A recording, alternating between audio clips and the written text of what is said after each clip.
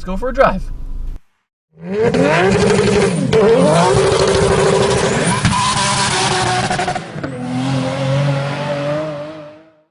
I've been thinking a lot lately about car values and how much performance, how much car you can buy for such a little price these days. Whether that's a new car or a used car, it just seems like this time that we live in, there's so much car you can buy for not much money. But I found a discrepancy. Let's talk about a car that my friend just bought. So a friend of mine recently picked up a 2008 BMW 335 Xi. So it's all-wheel drive with a 6-speed manual transmission, red leather interior, clean car, and only 75,000 miles. When I found out how much he got it for, it was under 14 grand. If you haven't been introduced to 335s, it's a BMW 3 Series that comes with a 3-liter straight-six twin turbo. This particular year has the N54 engine. So 300 horsepower, all-wheel drive, manual transmission, 75,000 miles, clean leather interior, 14,000 bucks. When I first heard how much he got it for, the first thing I thought was something has to be wrong with this car. Something just has to be wrong with it. There's no way that you can get a car that looks like this for $14,000. So I decided to hop on the computer and do a little search. A popular site to use around where I live to look for cars, to look for used cars is KSL.com. They have a car section. You can kind of think of it as Craigslist or like an eBay Auto. So anyways, I hop on KSL and I look at the ad for his car. And yeah, it's a 2008 335 Xi, 6-speed manual, all-wheel drive, and the title's clean. I look at the pictures, doesn't look like anything's wrong with it. He comes over to show it to me, and this thing is clean. Like typically the steering wheels on those cars, some of the steering wheel trim starts to rub off. I've seen ones with cracks in the trim. The leather looks like it's been barely used. The back seat looks brand new. The paint's in great condition. There's no dings, it's not chipped up bad. It was really well taken care of, and again, this is an 08 with only 75,000 miles. So anyways, I hopped on KSL, and I'm looking at all these BMWs, specifically the 335i's, which are the rear-wheel drive, and the 335 Xi's, which are the all-wheel drive. And I'm seeing this trend. You can buy these cars that are not that old, come with a lot of performance, 300 horsepower, which by the way, you'll find out is underrated. Nice, refined interior, everything feels luxurious. Alright, so let's say that you're looking for a nice car with a focus on performance, and you're doing a little cross shopping. You don't necessarily know exactly what you want yet. What else might you look at? All-wheel drive, 300 horsepower? Let's look at Subarus. Here's the discrepancy I was talking about and why I think you must be crazy if you buy a Subaru. Say my buddy who bought this BMW, spending $14,000, say he wanted to stay in that price range. Well, what Subaru could you get for $14,000? So again, I hop on KSL and I find this 2009 WRX. So it's a year newer, about the same price, but the miles are 104,000 miles. Now, okay, it's a year newer, has a little more miles, so that kind of averages out. But then I scroll down and I see that the title is salvaged. So let's look at another one around the same price. So I see one looks pretty cool. It's around the same price. It's the 2008 WRX with the 2014 STi front end swap. Now this one has 116,000 miles. I scroll down and the title is salvaged. So let's take a step back and make a little comparison.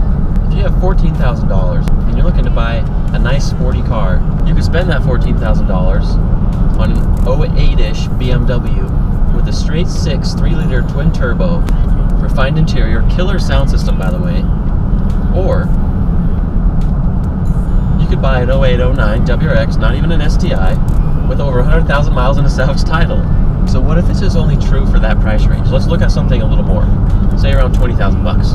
We'll look at the BMWs again first. So I hop on KSL again, this time looking for BMWs around 20,000 bucks.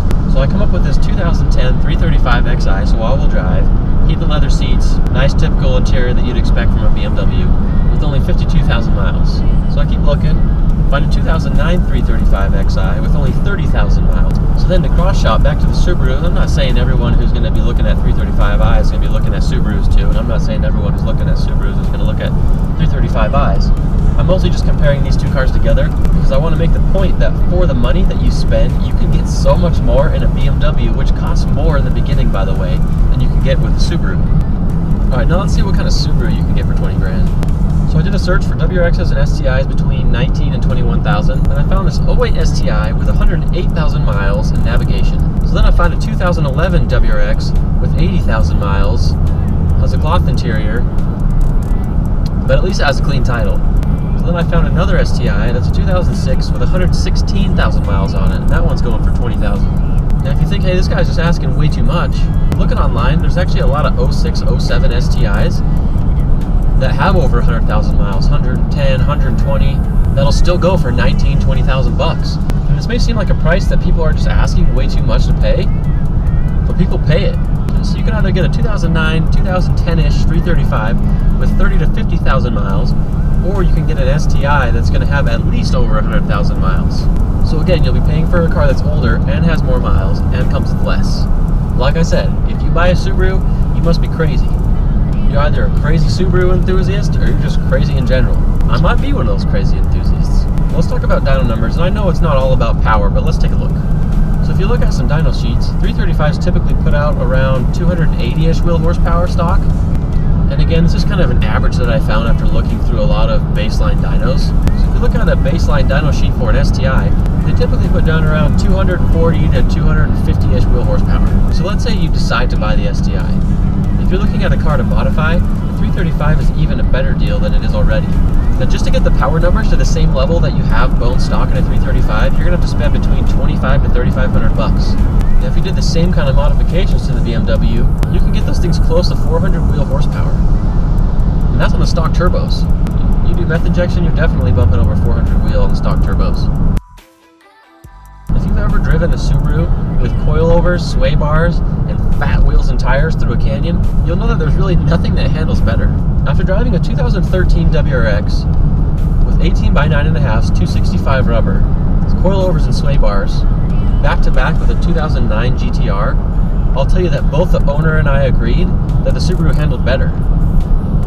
The steering was sharper, there was less body roll. I honestly felt more confident driving the Subaru. And in a recent Motor Trend video, Johnny Lieberman drove a 2016 Lamborghini Aventador SV LP 754 and compared it to driving a giant WRX, which is a pretty big compliment if you think about it, especially considering that this Lamborghini is the fastest and lightest Aventador you can buy. Now let's look at new cars. Now, I'm not going to compare the Subaru to the BMW anymore. Obviously, there's a big price gap between both of them brand new. So I'll look at how much an STI costs, and then we'll cross shop there. So you hop on Subaru's website and build an STI. I built a 2016 STI Limited, and it came out to $40,790. 40,000 bucks. You can get a lot of performance for 40,000 bucks. I remember watching a video a few weeks ago, some people drag racing some brand new Camaro SS's, and one of the guys mentions that he got it for 38 grand. Let's see what kind of performance you can get in a Camaro. Now, if you're just going to compare horsepower numbers, you go with a V6 Camaro, even though that still has a little more horsepower than the STI. But for the price, we can get an SS with a V8. The Camaro SS's come with 455 horsepower, so over 150 horsepower or more. So with the Camaro SS's, you can either get a Camaro 1SS or you can get a Camaro 2SS. Now the cost of the 1SS is about 38 grand, and of the 2SS is about 42 grand. So if you split that in half, you're right there in the range of an STI at 40,000 bucks. Now you gotta remember, these cars come with a lot more horsepower than the STI stock, 455. That's over 150 horsepower more than an STI. That's like taking an STI and then throwing a Crosstrek on top of it. Now, not only with the Camaros do you get straight line performance, they now, at least with the 2016s, have high quality interiors and handle awesome. All I'm saying is if I just got off a test drive in a Camaro SS, I feel bad for the Subaru salesman that has to try to sell me on an STI, paying the same amount of money for 150 horsepower less, and I guarantee you that if you put them both on the track, the Camaro would be way faster. Like I said, it's not all about speed. Subaru obviously sells a lot of cars. There's just something about them that makes you love them. What if people are just overpaying? People are just asking too much money for their STIs and people are paying it. Well, let's look at what NADA says the value is.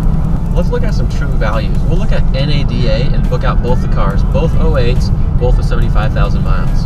And what I found is with an 08 STI, if you want an 08 STI with 75,000 miles, you're going to pay about $19,000 for a private party price. Now, there is something to be said about the high values of the Subarus. Now, if you owned a Subaru right now, you're definitely going to get out of it better than you would if you owned a BMW. I used to have a 2007 Subaru Legacy GT. I bought it bone stock with 20,000 miles for 20 grand. And when I sold it, 3.5 years later, it had about 75,000 miles. So 55,000 miles, and 3.5 years later, I sold it for $17,500. So only $2,500 I lost in that 3.5 years and 55,000 miles. There's not many cars that you can get that kind of resale value out of. But if you wanted a similarly equipped 335xi, 08, 75,000 miles, you're only going to pay $14,000. $5,000 less. Now you tell me, say somebody was going to give you a car for free. You won some mailer, I don't know. You go to pick up your car, and they give you two choices. And what you have in front of you is a 2008 STi with 110,000 miles. And you have a 2009 335 Xi with only 40,000 miles. And you tell me, after looking those over, which one are you going to pick? Anyways, I think I've made my point. Enough of me blabbering on. Let me know what you guys think in the comments. Do you think that 335s are a good deal? Would you pick one of those over an STi or a WRX? What other cars out there do you know of that seem to be a great value for the performance that you get? As always, I want to thank you guys for watching and spending this time with me today. And if you're stopping in for the first time, don't forget to subscribe. And if you liked the video, let me know. Click the like button. Have a great day. See you next time.